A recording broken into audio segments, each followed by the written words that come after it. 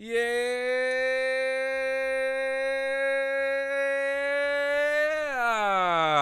Let's get into it. We got a couple topics we're going to float through. If you can hear me, testing 1, 2. Let's get straight into the popular topics, man. God, technical difficulties, but we back right here. Popular topics that may or may not be talked about in the news. Yours truly, KCMC. Mic check 1, 2. All right, so first topic. We talking about this judge in Detroit, in Michigan, by the way. That's the crazy thing about this. This judge in Michigan, this is coming from, I'm going to give you the link right now. All links are in the description on YouTube, by the way. Here we go. Give me 1 second. See, now we got to find. All right, there we go. APnews.com. During a Detroit court field trip, 16-year-old girl was forced into jail clothes and handcuffed by Judge Kenneth King after he disapproved of her attitude, particularly when she was seen falling asleep. King, citing his intent to teach a lesson, asked other students in the courtroom if the girl should be sent to juvenile detention, though he later admitted that this was part of his, quote, scared straight, end quote, approach to demonstrate the seriousness of courtroom conduct. The incident, which the organizing nonprofit described as traumatizing, has sparked criticism for its harshness and inappropriateness. The judge later claimed he spoke to the girl's parents and offered to be her mentor. That's wild. That's essentially the story right now. You can see the picture of the judge right behind me. Detroit Judge Kenneth King. Now, on the line right now, just calling in, I got my cousin, Janae, that actually graduated from Michigan State. Well-educated young woman calling in. Janae, you there? Check in. Yep, I'm here. What's up, cuz? All right, so you heard the story, right? Judge in Detroit, Yeah, Kenneth King, gave a 16-year-old girl, put her in handcuffs and jail clothes because she was falling asleep in court. Do you think that's cool? Do you agree with his reasoning? What's going on there in your mind, your initial reactions?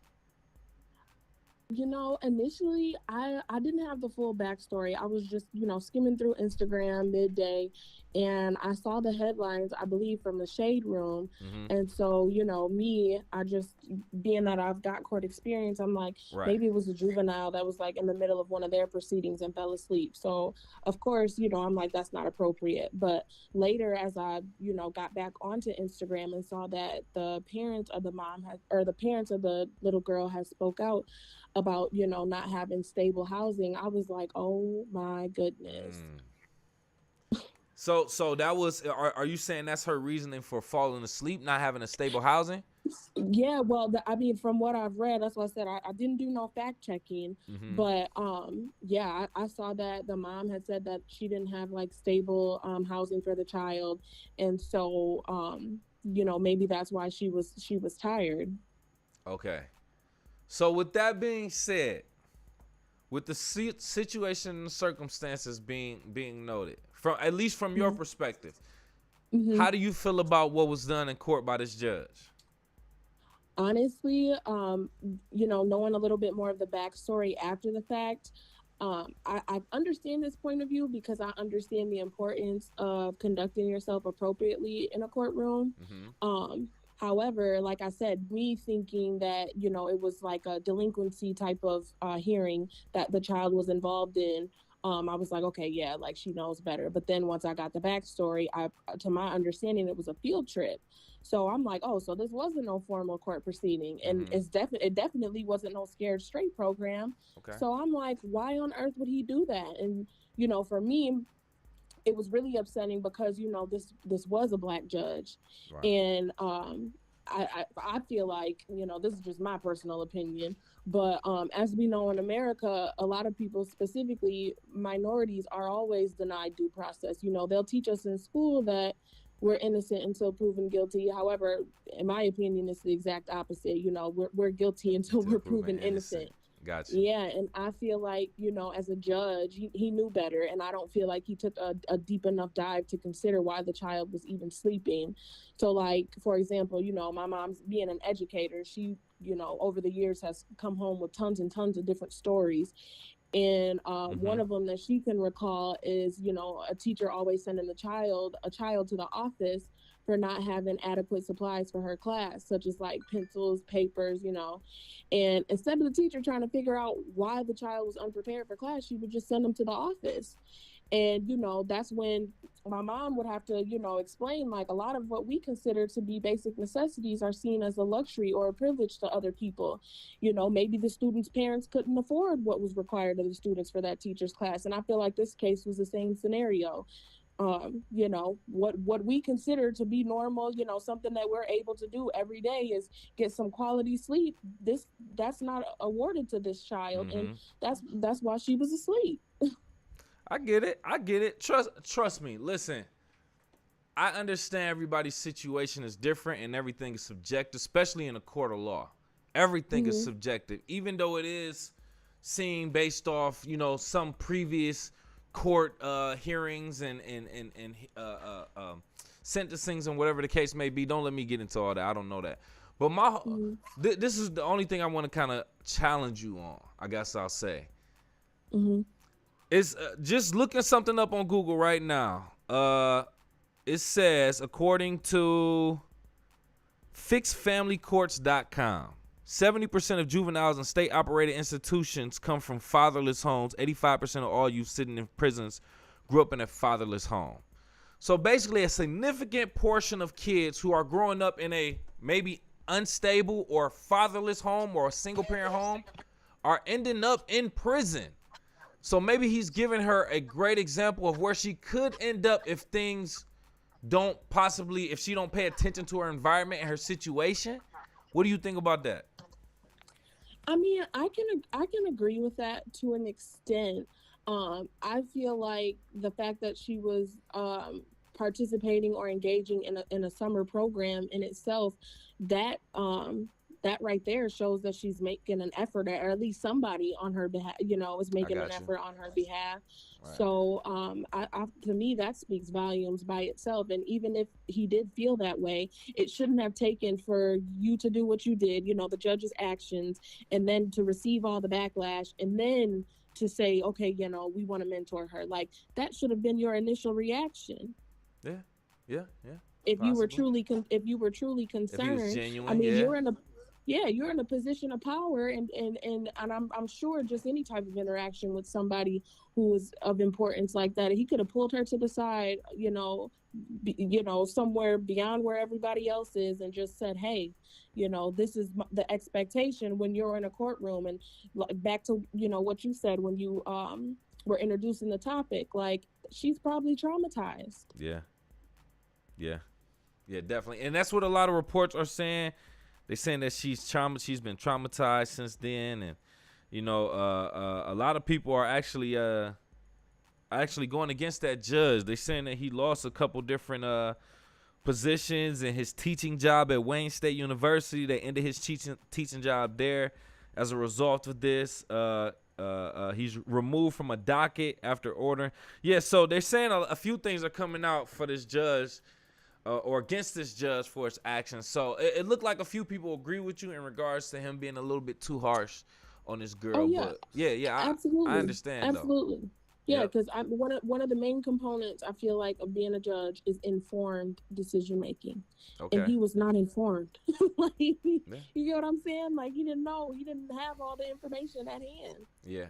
I'm gonna be honest, and actually, I want to just let you go ahead and land the plane right there. So, first of all, I appreciate the time, Johnny. Thank you, Cuzzo, for even being here. I don't even want to hold you up too much more. If you do, continue to watch the show, like the show, tell people, and share the show. But once again, my cousin Johnny, MSU graduate, giving in her opinion on this judge in Detroit that put a teenager in jail clothes and handcuffs for falling asleep in court. Thank you again for your time, Johnny. Yeah, thank you for having me, cuz. Yep, for sure. So, yeah, once again, man, like we said, a lot of people, or I should say he actually lost his teaching job at Wayne State University as a result of this. This is all I want to say. I'm not really mad at him for doing that to a teenager. You falling asleep in court. I mean, you probably falling asleep in class. You falling asleep. You're not paying attention. Are your grades going to reflect that? Are they a reflection of that? Period. This cannot have been the first time you've fallen asleep. This girl needs help. We don't need the mama on the news crying as a result of this. Now, do I agree with what the judge did? I want to say no. You probably did traumatize this girl. I can't believe she even agreed to do that. I mean, yeah, being around a judge and officers that's probably asking you to put jail clothes on, you're probably going to do it, especially as a teenager. Yes, I get it. But at the same time, let's be real, dog. We need to find solutions for her situation. The parent, you need to find a stable crib. You need some home. You need some help, or whatever the case may be. We know it's a bunch of struggling parents out here.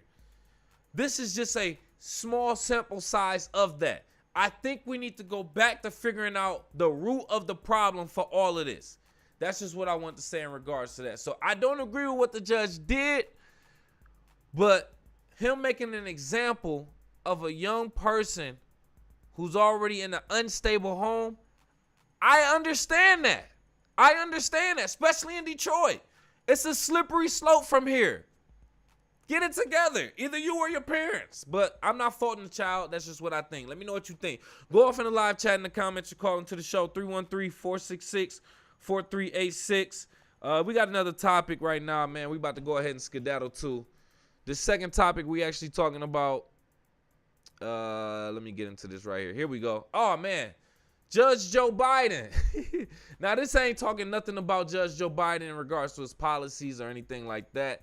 It's actually talking about, it's coming from CNBC.com and WhiteHouse.gov.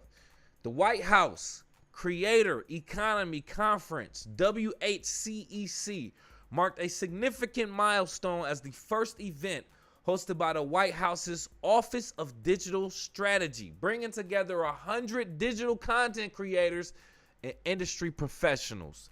The conference provided a platform for these creators to engage directly with President Joe Biden and key officials on critical issues like privacy, fair pay, AI, mental health issues, and the rapidly expanding creator economy. Hold on, I got a caller calling in right now. Yo, you kicking it with KC MC. Who is this and where are you calling from?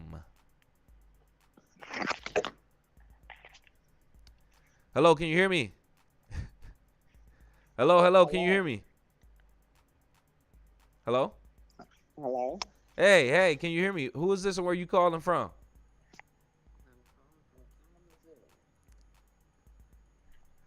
Hey, Auntie, can you hear me?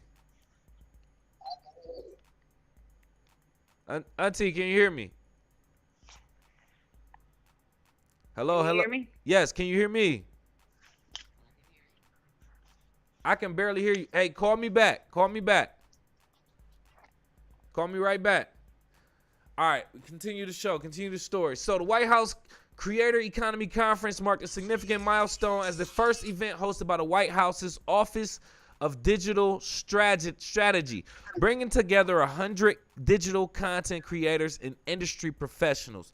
The conference provided a platform for these creators to engage directly with President Joe Biden and key officials on critical issues like privacy, fair pay, AI, and mental health in the rapidly expanding creator economy.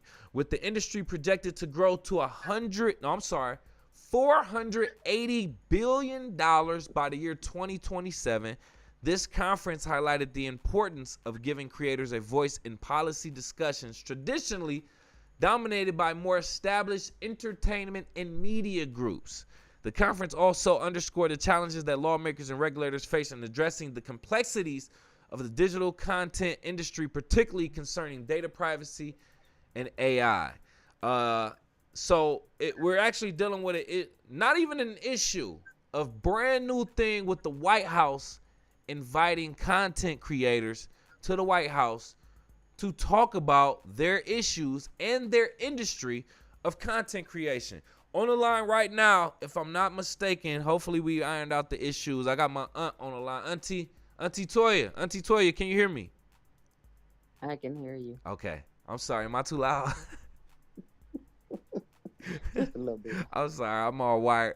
Thank you for calling in, Auntie. I appreciate it. So I know this may be a weird or unusual topic for you, but I wanted that, right? So we're talking about the White House basically and President Joe Biden hosting a bunch of content creators and internet influencers people from the internet that make a lot of content and TikTok, they got a big following, millions of followers and stuff like that, right?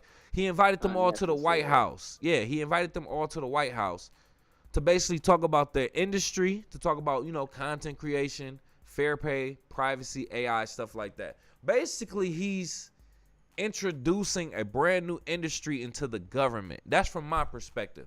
So I want to ask you, as someone who grew up in a generation before me, Auntie, respectfully, how do you feel about the youth or the younger generation pursuing a career in content creation online, on the internet?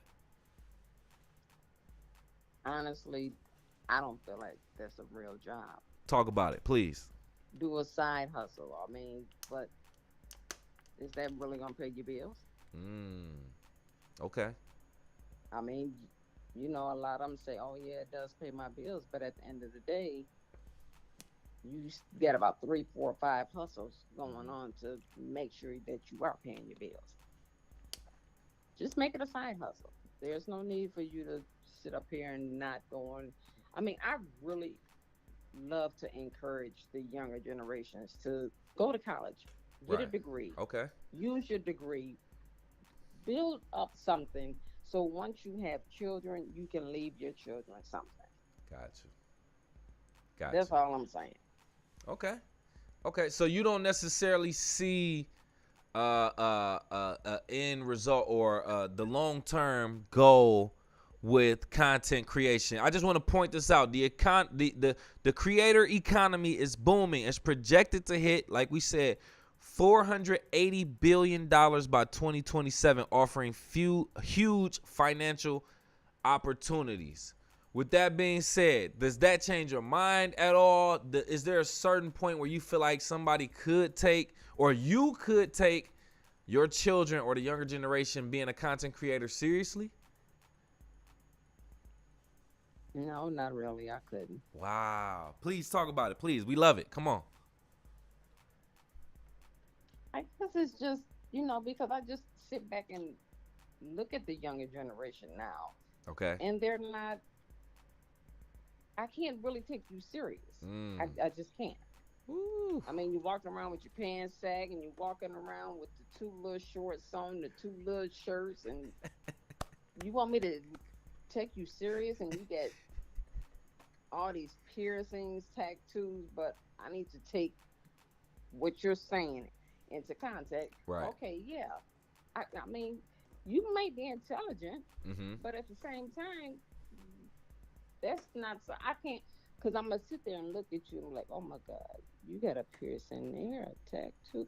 And not trying to be judgmental, but it's just I'm looking at you like, I get it. seriously? Walking around with a camera, somebody filming you all day, you clowning, you trying to embarrass people in the grocery store. Yes. But then you want me to take you serious when we get on social media. I hear you. All for laughs and likes on social media and the internet. Exactly. I completely understand and respect that perspective. That's exactly why I had you on here. Now, I did want to challenge that and bringing up the fact that, like we said, $480 billion by 2027. So it's a lot of money out there being made, and somebody's making it, essentially is what they're saying. So I just want to kind of challenge your thoughts and see what you thought, but that I just want to land a plane right there. I don't even want to go against it. Auntie, thank you so much for your time. I appreciate you. Thanks for calling in again. You're welcome. All right, thank you. See, that's why I had her call in. I wanted to get the opinion of somebody from an older generation than myself. That's my aunt. Like I said, respectfully, she doesn't take that serious at all. So think about President Joe Biden. Does he really take that serious? This man is 80-something years old. Does he really take it serious? He up there making jokes talking about, I need a job. Bro, we know you're not about to be a content creator. You need to go take a nap.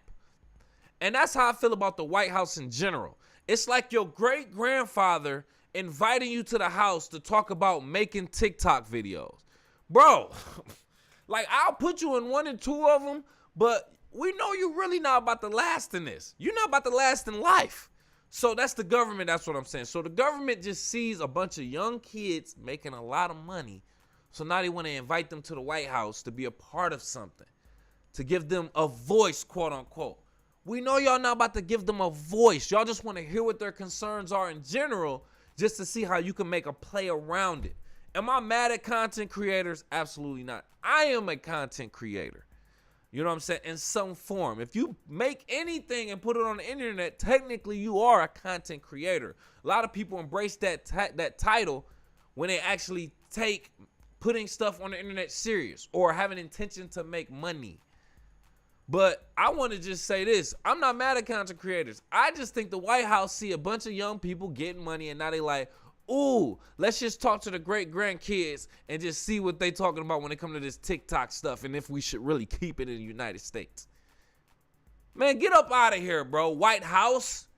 Y'all don't really care about us. Y'all just want some of this money, $480 billion. That's just what I think. Let me know what you think. Go off in the live chat in the comments or call into the show, 313-466-4386. We got another topic we about to move on to, man, so we can hurry up and get up out of here, if you don't mind. This last topic, I don't know if a lot of people really heard about it or are concerned about it, but I'm at least make you aware of it. This is coming from CNET.com. A recent cyber attack on National Public Data, NPD, a background check company, has compromised the personal information of potentially 2.9 billion Americans, including social security numbers, phone numbers, and addresses. Despite the severity of the breach, NPD, National Public Data, has only recently acknowledged the attacks, which occurred earlier this year, and the stolen data has since been listed for sale on the dark web for $3.5 million. The company is now facing a class action lawsuit and criticism for its delayed response and lack of transparency. Bro, we are saying the National Public Data, NPD, who actually is like controls the database for social security numbers, they have been hacked. Did you hear the number that I said, bro? I thought it was a mistake. They said 2.9 billion Americans. There is only about 350 Americans living in the United States currently. The current population for U.S. Americans in the United States currently, hold on, let me get it to you, 333.3 million as of 2022. Can you see that? Bro, they say they hacked the information of 2.9 billion. That means these niggas got people from now and people from that's been dead for a long time, bro. They got all of our, we might as well give it up. They got all our information. They got our social security number. Bro, they cyber attacked a background check company. A background check company. That means when your job wants to do a background check on you, they go to this company, National Public Data, owned by Jericho something. I missed that. The parent company is Jericho. Point is, bro, 2.9 billion people. That means they literally have probably the full population now, 3.3 million people, plus your great grandparents' information and social security number. And they put it online for $3.5 million. Bruh, we might as well just stop trying at this point. My question was, do you really care if your information is leaked, breached, and or sold on the dark web on the internet? I don't think people do. I don't think you do. Because, it sounds bad. You're thinking like, yo, what are they doing with my data? Why did they sell it? Why did they steal it? Oh, my God, they got my social security number. Bro, anything that you do online, they already got all your info anyway. Biotechnology, biogenetics, bio-ID, biometrics. That should say the stuff that you give on your iPhone to let them scan your eyes and your retinas and your face and your fingerprint. Bro, it's already out there. So them saying this, I don't think is a big deal to a lot of people. It sounds scary when you say, if they said personally, If they said personally your identification was hacked and stolen, your social security number, you would definitely be upset. You want a new social security number and all of that. But when they say 2.9 billion people, you probably still thinking, ain't no way it's me. Nigga, it's YouTube. And they sold it for $3.5 million. Less than $1 per person. That's so embarrassing, bro. That's so embarrassing. So here's the thing. Why should it matter to you? It's the most significant data breach in history, bro. In history, bro. In history. And a lot of people are mad because National Public Data, they had 2 data breaches in 2024. One in April and one as of recently. As of like the summertime. Between like maybe May, June, July or something, the case like that. They didn't really tell people about the one in April, but they had to tell people about this one recently. And there's a lawsuit against them because there's a man who said, I have credit monitoring going on my credit, and they just told me that somebody hacked my info from National Public Data. Why didn't y'all tell everybody? So then they're like, oops, and now everything has been leaked and it made the news. Here's the thing, bro. For the young people, 18 and older, 18 to 24, 18 to 34, establishing your financial independence, you're a threat of identity theft, I should say. This could pose long-term threats to be out. For the old people, it is what it is. They probably gonna get you, but your credit, it is what it is, and it's established, and you got what you got. You might already have identity theft protection. You probably already watching. The young people ain't watching this. They don't care about their credit till they hit they maybe mid-20s, but early 30s for sure. Other than that, I think we all should be aware. But check this out. Other than that, what are they going to do? Sell it to businesses who just want to advertise to you whenever you say in your microphone that you agree to the terms and conditions for. You say, man, I'm hungry as hell. Next thing you do, you scroll through Instagram, you see a bunch of McDonald's, Burger King, Wendy's, you see what I'm saying? A bunch of different advertisements for restaurants. Is that such a bad idea? If you say, man, you keep complaining to your girl, your friend on the phone, yo, man, I need tires, man, my car messed up. Next thing you know, you see advertisements for cars on your phone or tires, tire sales and stuff like that. Is that such a bad thing? How else would you know about a tire sale? That's happening on the other side of town. That's my whole thing. I don't think companies having your identification just to sell you an advertisement is a bad thing. Because businesses need to tell you what's going on and if you can get the deal. But if you are getting your social security number stolen, people stealing your credit and abusing it, that's something to be aware about. Other than that, the whole thing is something to be aware about. That's just what I want to say. Let me know what you think. Go off in the live chat in the comments or call into the show, 313-466-4386. I'm about to get up out of here, man. But do me a favor before we do that. Kick it with KCMC on all social media. Let me get up out of here. Put that graphic up so y'all can follow me on social media. KIWKCMC. Facebook, Twitter, Instagram, TikTok, Snapchat, all that. Kick it with KCMC. Just the abbreviations. KIWKCMC. And also show some love to my sponsor, man. Team Elite, man. Thank you for Team Elite for everything they've done and supporting me over the years. Team Elite 313 on Facebook, Twitter, Instagram. Also, man, show some love to Team Elite, man. I think we gonna have some changes coming up very, very soon. But thank you again for Team Elite, and make sure you show some love to them. Hey, man, other than that, if you got this far in the video, do me a favor, hit that like button, hit the subscribe button, hit the alert so you know when we going live, and share it. Tell a friend and tell a friend. We appreciate it. Check out Unk Talk on Team Elite Media channel also. And just show some love, man. I got some links in the description also for all the news stories and articles. And check out my link to my my songs too. Juice and Hands and Knees featuring my dog Techmatic. Man, just keep up with us, bro. All on Team Elite Media on YouTube. Other than that, man, appreciate you. It is what it is. We